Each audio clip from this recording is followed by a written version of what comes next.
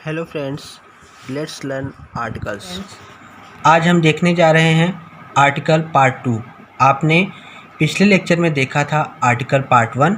आज हम देखने जा रहे हैं आर्टिकल का दूसरा भाग। इस लेक्चर में आप देखेंगे ए, एन और द का यूज़, जो बहुत ही इम्पॉर्टेंट है एग्ज़ाम के पॉइंट ऑफ व्यू से, क्योंकि एग्ज़ाम में इन रूल्स से डायरेक्ट क्वेश्चन आते हैं। चलिए हम देखते हैं पार्ट 2। इस लेक्चर को आप ध्यान से देखिए और समझिए, क्योंकि इसमें बताए गए रूल्स बहुत ही इम्पोर्टेंट है एग्ज़ाम्स के लिए। आर्टिकल को हिंदी में उपपद कहते हैं। A, an and the are called articles in English. A, an और द को इंग्लिश में आर्टिकल कहते हैं। जैसा आप देख रहे हैं, ए, एन को इंडेफिनिट आर्टिकल कहते हैं, अनिश्चित उपपद, और द को डेफिनिट आर्टिकल कहते हैं, निश्चित उपपद। आपको मैं एग्जांपल से समझाता हूँ। आई सा ए बॉय, मैंने एक लड़का देखा। यहाँ पर आप देख रहे हैं ए का यूज़ किया गया है। इस ए का मतलब यहाँ पर एनी है। एनी मतलब कोई लड़का हो सकता है। यहाँ पर निश्चित नहीं है कि मैंने किस लड़के को देखा, कुछ भी यहाँ पर निश्चित रूप से नहीं बताया जा रहा है कि मैंने किस लड़के को देखा। बस मैंने एक लड़के को देखा, उसके बारे में हमें और कोई जानकारी नहीं है। तो यहाँ पर इंडेफिनिट आर्टिकल ए का प्रयोग किया गया है, इसीलिए ए को इंडेफिनिट आर्टिकल कहते हैं। इसी तरह से एन को देखिए, ही सा एन आउल, उसने देखा एक उल्लू, उसने एक उल्लू देखा। तो ये देखिए, यहाँ पर उल्लू के बारे में और कोई जानकारी नहीं है, कुछ भी निश्चित नहीं है। यहाँ पर एन का यूज़ किया गया है, तो ए और एन को इंडेफिनिट आर्टिकल कहते हैं। डेफिनिट आर्टिकल द को कहते हैं। जहाँ पर कोई चीज़ निश्चित हो वहाँ पर द का प्रयोग करते हैं। जैसे देखिए एग्जाम्पल से समझते हैं। I came to meet the boy, मैं आया बॉय से मिलने के लिए, मतलब मैं लड़के से मिलने आया। तो देखिए द बॉय कहा गया है। यहाँ बॉय के पहले द क्यों प्रयोग किया गया है? क्योंकि हम एक निश्चित लड़के से मिलने आए हैं। मतलब मैं जैसे अगर किसी लड़के से मिलने जा रहा हूँ तो मुझे उसके बारे में जानकारी है कि मुझे उस पर्टिकुलर लड़के से ही मिलना है। तो यहाँ पर ये लड़का निश्चित है। ऐसा नहीं कि मैं राम से मिलने जा रहा हूँ तो मैं श्याम से मिलने चला गया। यहाँ पर निश्चित लड़के की बात हो रही है। जैसे राम की बात हो रही है तो राम के बारे में ही, इसलिए यहाँ पर बॉय के पहले द का प्रयोग हो गया है। तो डेफिनिट आर्टिकल द होता है। आगे देखते हैं ए, एन और द का यूज़। जैसा आप देख रहे हैं यूज़ ऑफ ए। चलिए हम इसमें भी एग्जाम्पल से समझते जाएंगे, क्योंकि मैंने पहले लेक्चर में भी एग्जाम्पल का यूज़ करके रूल्स को समझाया था। देखिए, a dog, a woman, a horse, a cat, a mat. सबसे पहले हमें जानना है कि ए का प्रयोग करते कहाँ पर हैं। ए का प्रयोग वहाँ पर होता है जहाँ पर हम किसी चीज़ को गिन सकें, यानी वो काउंटेबल नाउन होना चाहिए। काउंटेबल नाउन होना चाहिए, गिना जा सके।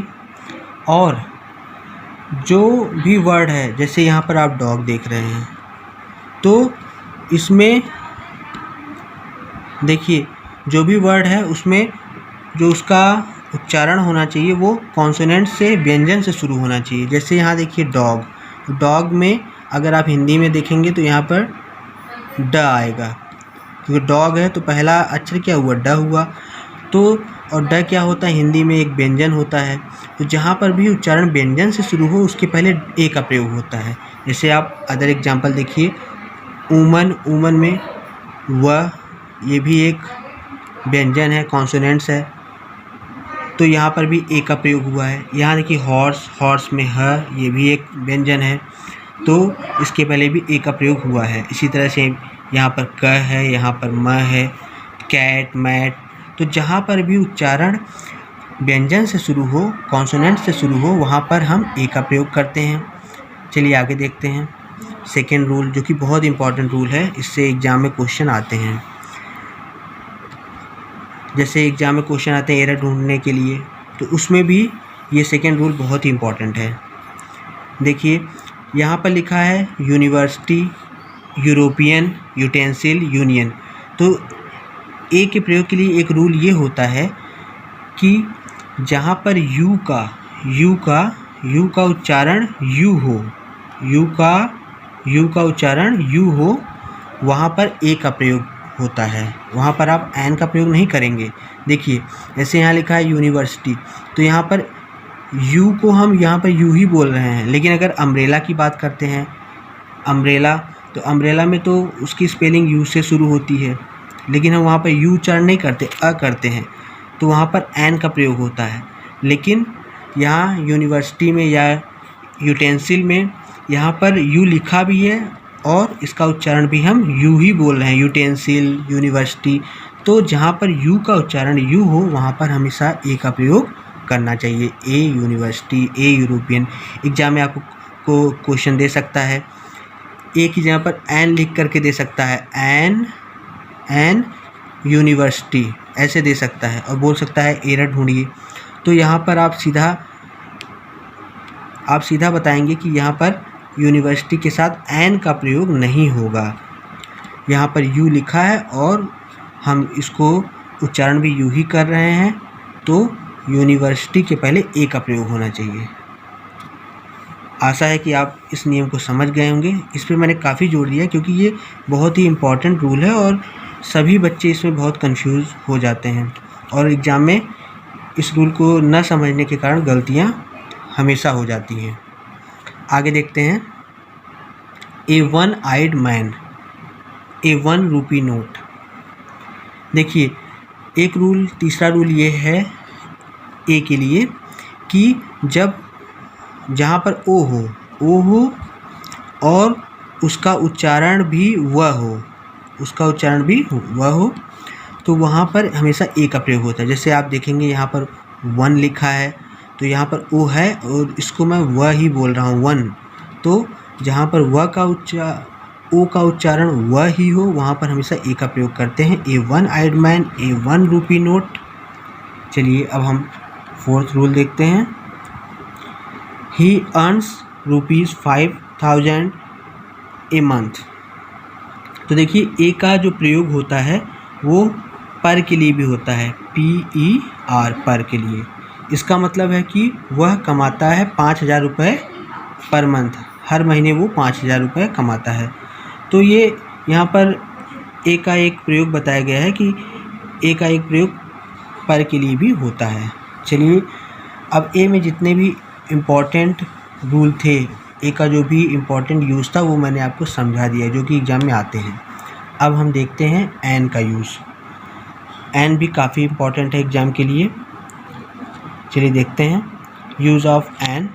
देखिए वावेल हम सभी जानते हैं, इंग्लिश में 5 वावेल हैं, AEIOU।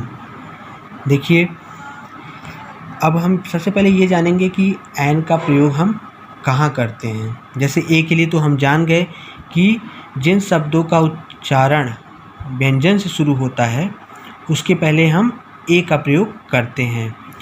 उसी तरह से एन का प्रयोग हम वहाँ पर करते हैं जहाँ पर उच्चारण वावेल से शुरू हो रहा हो, स्वर से शुरू हो रहा हो, AEIOU से, और उसका उच्चारण भी स्वर ही हो। जैसे मैं एग्जांपल देता हूँ तब आपको ज़्यादा समझ में आएगा। जैसे देखिए एन एलिफेंट, यहाँ देखिए ई है, ई हमारा एक वावेल है और इसका उच्चारण क्या है, एलिफेंट। एलिफेंट में देखिए हिंदी में आप देखेंगे ए, सबसे पहले ए आ रहा है, तो ये हिंदी में ए क्या होता है, एक स्वर ही होता है। तो हमेशा ए और एन का ये बेसिक रूल है कि कहाँ ए और एन को हमको प्रयोग करना है, तो आप इसको ध्यान से समझिए। जैसे एलिफेंट का उच्चारण हम कर रहे हैं तो उसमें सबसे पहले ए आ रहा है, तो ए एक स्वर है, तो जब भी वावेल हो और उसका उच्चारण कोई स्वर हो, जैसे यहाँ पर ऑरेंज तो ओ, तो यहाँ पर भी देखिए आ जो होता है ये भी एक स्वर है, और यहाँ देखिए अम्ब्रेला, बोल रहे हैं हम, ये भी एक स्वर है। तो जहाँ पर भी वावेल हो जो भी शब्द वावेल से शुरू हो और उसका उच्चारण स्वर हो, हिंदी का स्वर हो, तब वहाँ पर हम एन का प्रयोग करते हैं। तो आप देख सकते हैं an elephant, an orange, an umbrella, an ink pot. चलिए अब हम आगे देखते हैं एन का और यूज़ क्या है वो देखते हैं। देखिए सेकेंड रूल मैंने लिखा है, इसमें आप देखिए क्या लिखा हुआ है, an hour, an honest man, an honourable woman, an air. देखिए जब भी किसी वर्ड में एच साइलेंट रहता है वहाँ पर हमेशा एन का प्रयोग होता है। जैसे आप यहाँ पर देख रहे हैं एन आवर, इसमें आवर में एच साइलेंट है। एन ऑनेस्ट मैन, इसमें भी एच साइलेंट है। एन ऑनरेबल मैन, इसमें भी एच साइलेंट है। और लास्ट में लिखा है एन एयर, एयर माने उत्तराधिकारी, तो इसमें भी एच साइलेंट है। तो जब भी एच साइलेंट रहता है वहाँ पर एन का प्रयोग होता है। तो एन का ये हमारा दूसरा रूल था। अब हम देखते हैं तीसरा रूल। देखिए क्या लिखा हुआ है, an historical novel, an hotel. तो इसमें देखिए क्या है कि तीसरा रूल ये होता है एन के यूज़ के लिए कि जब भी कोई वर्ड एच से शुरू हो लेकिन वर्ड के प्रथम भाग सिलेबल पर यानी एच पर ज़्यादा जोर, बोलते समय ज़्यादा जोर न देना हो, तो वहाँ पर एन का प्रयोग होता है। जैसे यहाँ पर हिस्टोरिकल लिखा है लेकिन आप इसको पूरा एच को जोर दे के इसको नहीं पढ़ना है, हिस्टोरिकल पूरा नहीं बोलना है, एच पे बहुत कम जोर देना है, ऐसा इसको पढ़ा जाता है जो शुद्ध उच्चारण होता है। और आगे देखिए इसी तरह से पूरा होटल नहीं बोलते जो है, इसमें भी एच पर बहुत कम जोर देते हैं। जो करेक्ट प्रोनाउंसिएशन होता है उसमें एच पर ज़्यादा जोर हम नहीं देते हैं। तो तीसरे रूल में एन का प्रयोग वहाँ पर होगा जहाँ पर शब्द एच से शुरू हो रहा हो लेकिन एच पर ज़्यादा जोर ना हो। चलिए हम फोर्थ रूल देखते हैं। An M A, an LLB, an SDO, an SP। यहाँ पर देखिए आप देख पा रहे होंगे कैसे वर्ड लिखे हैं, एब्रीविएशन के वर्ड हैं, संक्षिप्त रूप है शब्दों का। तो जब भी संक्षिप्त रूप जहाँ भी होता है और उच्चारण जो है वहाँ पर स्वर हो, वहाँ पर एन का प्रयोग होता है। जैसे कि MA लिखा है, एन MA। जैसे मैं आपको लिख के दिखाता हूँ। जैसे लिखा हुआ है एन MA, तो इसमें ए आ रहा है, एम बोलते हैं, इसमें ए आ रहा है हिंदी का, और ये संक्षिप्त रूप भी है, तो इसके पहले एन का प्रयोग होगा। इसी तरह से LLB में, SDO में, SP में। तो आप इस रूल को ध्यान में रखेंगे कि संक्षिप्त रूप के साथ, एब्रीविएशन के साथ एन का प्रयोग होता है। तो ये कुछ रूल थे, एन के इम्पॉर्टेंट रूल्स थे, इनको आपने समझा। अब आगे देखते हैं यूज़ ऑफ द। देखिए सबसे पहले हम जानेंगे द का प्रयोग हमको कहाँ करना चाहिए। जैसे हम ए का जान गए, एन का जान गए, तो द के लिए जो सबसे पहला बेसिक रूल है उसको समझेंगे।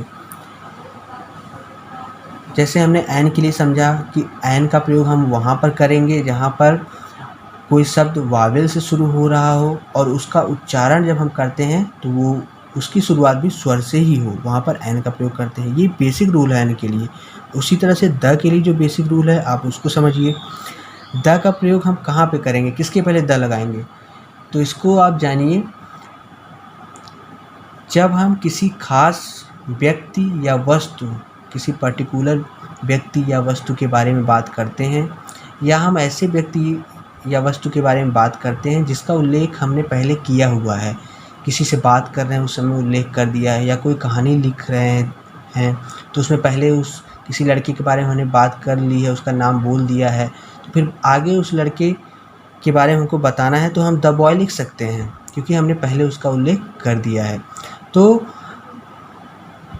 अगर हम किसी खास व्यक्ति या वस्तु के बारे में बात कर रहे हैं, या ऐसे व्यक्ति या वस्तु के बारे में बात कर रहे हैं जिससे हम परिचित हैं, या ऐसे व्यक्ति या वस्तु के बारे में बात कर रहे हैं जिसका उल्लेख हमने पहले किया है। तो जब हम ऐसे व्यक्ति या वस्तु के बारे में बात करते हैं तो उसके पहले हम द का प्रयोग करते हैं। ये बेसिक रूल है, द के लिए बेसिक है जो आपको दिमाग में बैठा लेना चाहिए। अगर आपने ये रूल दिमाग में बैठा लिया तो आप द का जो प्रयोग है वो गलत नहीं करेंगे। जैसे आप एग्जाम्पल देखिए, the girl you see is my daughter. तो यहाँ पर गर्ल के पहले द लगाया गया है। क्यों लगाया गया है? क्योंकि ये जो लड़की है, ये पर्टिकुलर लड़की है, इज़ माई डॉटर इसमें लिखा है, मतलब मेरी पुत्री है। तो मैं अपनी पुत्री के बारे में बात कर रहा हूँ, तो उसके पहले तो गर्ल के पहले मैंने द लगा दिया। लेकिन अगर यहीं पर मैं किसी अपरिचित लड़की के बारे में बात कर रहा होता तो मैं यहाँ पर द का प्रयोग नहीं कर सकता था। अगला एग्जाम्पल देखिए, the pen you want is my favourite. जैसे इसमें लिखा है, यहाँ पर देखिए पेन के पहले द लगा है, लेकिन हर जगह हम पेन के पहले द नहीं लगा सकते। यहाँ पर हमने द का प्रयोग क्यों किया है पेन के पहले? क्योंकि मैं एक ख़ास पेन के बारे में बात कर रहा हूँ। देखिए आप सेंटेंस देखिए, the pen you want is my favourite. मैं ऐसी पेन के बारे में बात कर रहा हूँ जो मेरी फेवरेट पेन है, जिससे मैं पूरी तरह से परिचित हूँ, जिसका मैं प्रयोग करता रहता हूँ। तो इसलिए हमने यहाँ पर पेन के पहले द का प्रयोग किया है। चलिए हम सेकेंड रूल देखते हैं द का। देखिए इसमें सबसे पहले देखते हैं हम इसमें लिखा क्या है। The Himalayas, the Ganga, the Suez canal, the Red Sea, the Indian Ocean, the Taj Mahal, the Thar desert, the West Indies, the Persian Gulf. इसको देख के आपको कुछ आइडिया हो रहा होगा। देखिए मैं आपको रूल भी समझाता हूँ। जब भी पर्वत श्रेणियों के नाम हो, जैसे हिमालय क्या है, एक पर्वत श्रेणी है, इसमें बहुत सारे पर्वत शिखर पाए जाते हैं, बहुत पर्वतों से मिल के बना है। तो जब पर्वत श्रेणी हो कोई, या कोई नदी हो, कोई नहर हो, जैसे स्वेज कैनाल लिखा है, स्वेज नहर, कोई सागर हो, कोई महासागर हो, ताजमहल इसमें लिखा है, मतलब कोई प्रसिद्ध इमारत हो, कोई रेगिस्तान हो, या द्वीपों का समूह हो, जैसे वेस्ट इंडीज़ क्या है, द्वीपों का समूह, कई द्वीपों से मिलके बना है वेस्ट इंडीज़। और देखिए इसमें पर्शियन गल्फ लिखा है, तो कोई खाड़ी हो। तो अगर ये सब हो तो इन सब के पहले द का प्रयोग होता है। एक लाइन में मैं आपको बताता हूँ कि पर्वत श्रेणियों, नदियों, नहरों, सागरों, महासागरों, प्रसिद्ध इमारतों, रेगिस्तान, द्वीपों के समूह और खाड़ियों के नाम के पहले द का प्रयोग किया जाता है। आगे देखिए, अब देखिए यहाँ पर आपको दिख रहा होगा 2 क्रॉस का निशान है, साइन है। द माउंट एवरेस्ट के आगे क्रॉस किया गया और द माउंट आबू। तो इसको समझिए आप, इसको आप एक एक्सेप्शन की तरह समझ सकते हैं या एक दूसरे रूल की तरह समझ सकते हैं। देखिए हिमालय के पहले तो द का प्रयोग हुआ, लेकिन माउंट एवरेस्ट और माउंट आबू के पहले द का प्रयोग नहीं करते, क्योंकि रूल ये है कि पर्वत शिखर, पर्वत श्रेणियों के पहले तो द का प्रयोग होता है, पर्वत श्रेणियों के नाम के पहले द का प्रयोग होता है, लेकिन पर्वत शिखर जो होते हैं, जो कोई पर्वत श्रेणी उसमें जो पर्वत शिखर होते हैं उनके नाम के पहले द का प्रयोग नहीं करते। जैसे माउंट एवरेस्ट क्या है, हिमालय की ही एक चोटी है, एक पर्वत शिखर है, तो उसके पहले हम द का प्रयोग नहीं करेंगे। माउंट आबू के पहले, माउंट आबू भी एक पर्वत शिखर, इसके पहले हम द का प्रयोग नहीं करेंगे। अब अरावली में भी बहुत सारी पर्वत चोटियाँ होंगी, लेकिन उसके पहले, उस पर्वत चोटी के नाम के पहले हम द का प्रयोग नहीं करेंगे। तो आप बेसिक रूल ये है कि आप ये ध्यान रखिए कि पर्वत श्रेणियाँ उनके नाम के पहले तो द का प्रयोग करते हैं, लेकिन पर्वत शिखर के पहले द का प्रयोग नहीं करते। चलिए आगे देखते हैं। देखिए यहाँ पर, the cow is a useful animal, the dog is a faithful animal. देखिए काऊ और डॉग के पहले द का प्रयोग किया गया है। क्यों किया गया है, इसका भी एक रूल है, आप समझिए। जब किसी भी जानवर या वस्तु का प्रयोग एक सामान्य अर्थ में किया जाए, मतलब आप अपने वाक्य में उसको पूरी जाति को, उसकी पूरी जाति को दिखाना चाहते हैं। जैसे यहाँ पे लिखा है द काऊ, तो यहाँ द काऊ से मतलब है गाय, पूरी किसी विशेष गाय की बात नहीं हो रही है, इसमें पूरी गाय प्रजाति की बात हो रही है। तो जब पूरी प्रजाति की बात करनी हो तो वहाँ पर हम द का प्रयोग करते हैं, लेकिन अगर हम किसी विशेष की बात कर रहे हैं तो वहाँ पर हम द का प्रयोग नहीं करेंगे। काऊ और डॉग क्या है, एक कॉमन नाउन है। तो कॉमन नाउन का प्रयोग जब हम पूरी जाति को दिखाने के लिए करते हैं तो वहाँ पर हम द का प्रयोग करते हैं। आशा करता हूँ जो मैं समझा रहा हूँ आपको वो रूल्स समझ में आ रहे हैं। और आज के लिए बस हम इतना ही रखते हैं। अभी द के कुछ बहुत ही ज़रूरी रूल्स, इम्पॉर्टेंट रूल्स बचे हुए हैं, लेकिन ये वीडियो काफ़ी लंबा हो जाएगा, इसलिए इस वीडियो को हम यहीं पर समाप्त करते हैं और एक वीडियो और बनाएंगे, एक लेक्चर और करेंगे जो हमारा आर्टिकल का पार्ट 3 लेक्चर होगा। उसमें द के जो बहुत ही इम्पॉर्टेंट रूल्स हैं उनको मैं समझाऊंगा और तीसरे लेक्चर में पार्टिकल कंप्लीट हो जाएगा। और इस लेक्चर में जो आपको बताया गया ए, एन और द का यूज़, ये सभी रूल्स बहुत ही इम्पॉर्टेंट हैं, इससे एग्ज़ाम में डायरेक्ट क्वेश्चन बनते हैं। तो आप इसको समझ लीजिए और इसका एक नोट्स भी बना लीजिए। बाकी अगर कोई और सुझाव है आपका इम्प्रूवमेंट के लिए तो आप कमेंट बॉक्स में लिख कर बता सकते हैं। थैंक यू, धन्यवाद। मिलते हैं अगले वीडियो में पार्ट 3 में। उसको ज़रूर देखिएगा क्योंकि उसमें द के बहुत ही इम्पॉर्टेंट रूल्स बताए जाएंगे। और इस वीडियो में हम इसलिए कंप्लीट नहीं कर रहे हैं द को, क्योंकि द के रूल्स काफ़ी ज़्यादा हैं और द काफ़ी इम्पॉर्टेंट भी है, इसलिए इसको अगले लेक्चर में हम कंप्लीट करेंगे। थैंक यू, धन्यवाद।